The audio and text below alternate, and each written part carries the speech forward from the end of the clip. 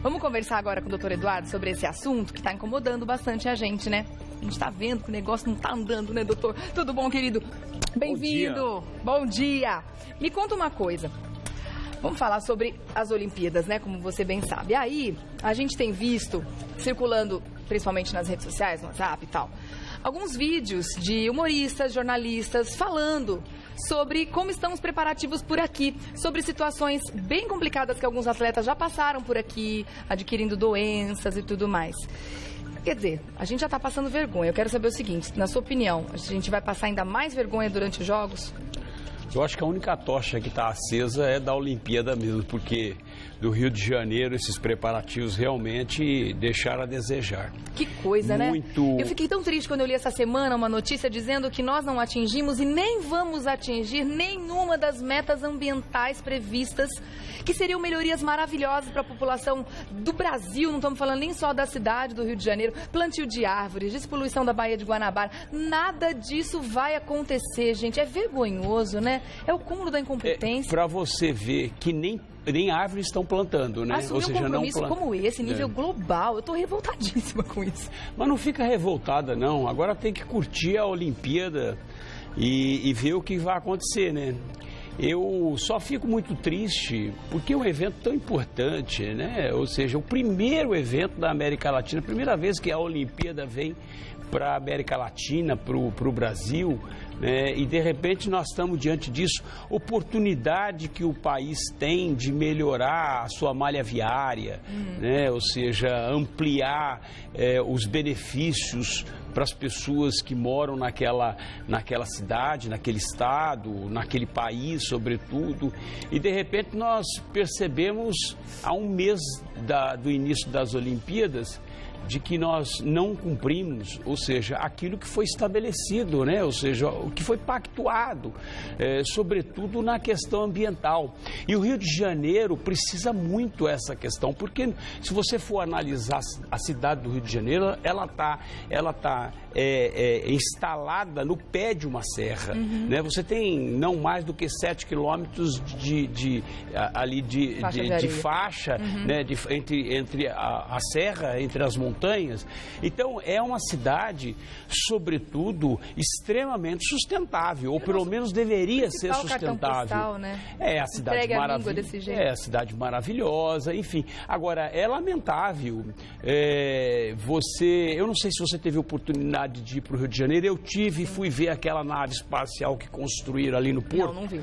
Ali é uma obra fantástica, uma obra magnífica, mas aí está ali bem na Bahia. Quando você se depara com um tratorzinho navegando e tirando aquela quantidade de lixo, né? Eu tive a oportunidade de ver isso. Então isso realmente, as pessoas falam, mas está vendo, estão recolhendo, estão tirando. Mas o problema é que aquele lixo não deveria estar ali, né? Então, isso é muito lamentável. O ano passado, em setembro do ano passado, nós tivemos, nesse período, uma quantidade de peixes mortos na Lagoa Rodrigo de Freitas, que é um cartão postal do Rio de Janeiro, que deveria ter sido recuperado para os banhistas poderem utilizar aquela lagoa. Não, nós temos ali, há 40 anos se despeja os resíduos de esgoto que vem das comunidades, das ocupações, né? Então, tudo isso nós percebemos. Então, nós perdemos a oportunidade, é o que eu falo. Quando você tem um evento como esse, você tem a possibilidade de reverter o jogo, né? Ou seja, e é ao contrário. Você vê que recentemente o atual governador, o Dornelles, que assumiu no lugar do Pezão porque está doente, agora recentemente decreta estado de calamidade pública no estado do Rio de Janeiro. E o prefeito acaba de dar uma entrevista dizendo que teme pela segurança de quem vier aos Jogos. E aí você começa a perceber de que essas matérias, esses comediantes, principalmente os americanos, que são extremamente ácidos nos comentários, e aí você se depara com aquilo, e tudo aquilo é verdade, ou seja, quando tem um apresentador recentemente que brincou, inclusive, dizendo que as pessoas, na verdade, para evitar o Zika, estão, na verdade, fazendo coleta de esperma para poder se continuar, né? Ou seja, para fazer... Então, tudo isso é uma brincadeira, mas, na verdade, é um assunto muito sério, né? Então, o que nós percebemos é que nós perdemos a oportunidade, né? Perdemos de transformar o Rio de Janeiro, de fato, ou de recuperar o Rio de Janeiro e voltar a ser uma cidade maravilhosa, né? Você vê que a Baía de Guanabara está completamente poluída há décadas, né? Então, loucura, esse, né? Que é o problema. E o que é mais, que coloca em risco os atletas de outros países. São 200 países, são mais de 10 mil atletas que vieram para cá. Já aconteceu isso com algum outro país que se comprometeu a realizar uma Olimpíada, receber não só os atletas, mas os turistas, com tanta insegurança, com tantas situações pendentes e latentes, questões de doença, de segurança? Tem isso registrado na história de algum país que tenha se comprometido e tenha falhado tanto quanto o Brasil? Olha, das 30 e poucas Olimpíadas, porque essa aqui acho que é a 36ª, as 35 Olimpíadas que tivemos, é óbvio que nós tivemos um problema lá atrás, em Munique, com um problema de ato terrorista. Sim, mas que morreram são coisas alheias, né? Bom, mas nós não estamos livres disso, né? Tem que pensar que nós não estamos livres disso. Ainda tem esse risco, né? Tá porque até agora nós não sabemos o que está acontecendo. Tem terrorista. Agora, é óbvio que você tem, agora em matéria de logística, de estrutura, né, de preparação para os Jogos Olímpicos, realmente eu acho que essa é a primeira vez que nós temos um fracasso, né? É bom a gente fazer um paralelo entre político e povo, né? Dizem que os políticos são reflexo do povo, eu já acho que não, pelo seguinte, a gente recebe muito bem as pessoas. Eu acredito que o brasileiro em si vai fazer uma grande festa, apesar disso tudo. Mas os políticos acabam assinando o atestado, né, doutor Eduardo? Porque o seu xará, o Eduardo Paes, o prefeito do Rio, disse com relação à segurança, acabou de dar essa entrevista desastrosa, porque a gente passa vergonha, mas não deixa de ser uma grande realidade, dizendo ainda para as pessoas não virem para o Rio de Janeiro achando que estão vindo para Londres ou para Nova York. Quer dizer, assinam um atestado, né? E não fazem nada para mudar. E isso comprova e afirma efetivamente quando você vê funcionários públicos que não recebem há meses e que receberam agora recentemente uma faixa no Tom Jobim, no aeroporto, lá no Galeão, né, dizendo bem-vindo ao inferno. Imagina mais ou menos gente. Por aí. Então, na verdade, é o que você disse. E por mais que o brasileiro receba bem, mas você tem que ter o mínimo de estrutura. O problema é que, na verdade, você não tem o mínimo de estrutura.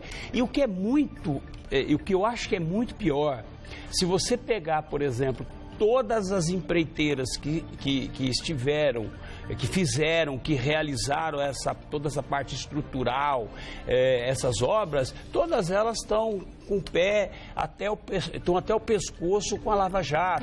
Então você vê que não adianta... E a Petrobras, que é quem mais rendia dinheiro para o Rio de Janeiro, trocando em miúdos, por que o Rio de Janeiro está nessa situação hoje, devendo para todo mundo, com um déficit enorme? Porque a Petrobras está quebrada e o Rio de Janeiro dependia muito disso. E não adianta, ou seja, socorrer como o governo federal agora mandou 2 bilhões e 900... descobriu um santo para cobrir outro, o governo federal também tem Não, e pior, né? Não consegue nem pagar as contas, porque o decreto ainda está em vigor, o estado de calamidade decretado pelo Dornelles ainda está em vigor, ele não retirou isso. Então, o que nós percebemos é isso. Agora, lógico, algumas obras já foram realizadas e ficaram bonitas, como aquela região ali do Porto, né, que foi revitalizada, que foi trabalhada. É isso que você precisa ter. Todas as semanas alguma obra importante, alguma coisa acontecendo. Porque o que acontece? Você tem uma evolução de gente, ou seja, de pessoas que nascem, que morrem, mas que vai inchando a cidade, o estado, mas você não acompanha a parte estrutural da cidade. Então, obviamente, isso... Agora, a Olimpíada nós estamos esperando. Está todo mundo muito, eu diria, ansioso, na mesma ansiedade que nós tínhamos para a Copa do Mundo, que eu disse que nós íamos ter vários problemas e tivemos vários problemas. A Olimpíada ela tem uma vantagem. Primeiro que ela está concentrada no estado do Rio de Janeiro. ou seja, são só bairros que vão atuar. Então isso já favorece muito. Agora, obviamente, vamos ver o que vai acontecer e o que essa Olimpíada vai nos deixar. Para a gente concluir, o que eu lamento ainda mais é ver o quanto o povo do Rio de Janeiro está sofrendo, né? E sofre com toda a falta de estrutura, com toda a falência do Estado, na saúde, na educação, na polícia, que está parando. Quer dizer, está tudo parando. O turista vai vir para cá, vai passar um tempo aqui, vai embora, vai para o país dele legalzinho, onde vive bem, provavelmente. Agora, aqui no Brasil, a nosso perrengue continua. Esse é o problema, né? Quero agradecer mais uma vez ao doutor Eduardo Leite, que esteve com a gente aqui, ajudando a entender os fatos da semana, que, aliás, a gente vai falar sobre isso ainda no futuro, claro, porque as Olimpíadas ainda estão há um mês. Se você quiser continuar fazendo contato, você curte lá a página no Facebook, facebook.com/Eduardo César Leite. Querido. Boa semana para você. Para você também, queridão. E uma ótima Olimpíada. Para nós. A gente tem que vibrar positivamente para dar tudo certo, né? Mas eu tô. Você sabe que eu sou um otimista permanente, né? Isso é importante, né, gente? Vibrar positivamente, realmente torcer pelos nossos, né? Os nossos atletas que vão fazer bonito, sem dúvida nenhuma.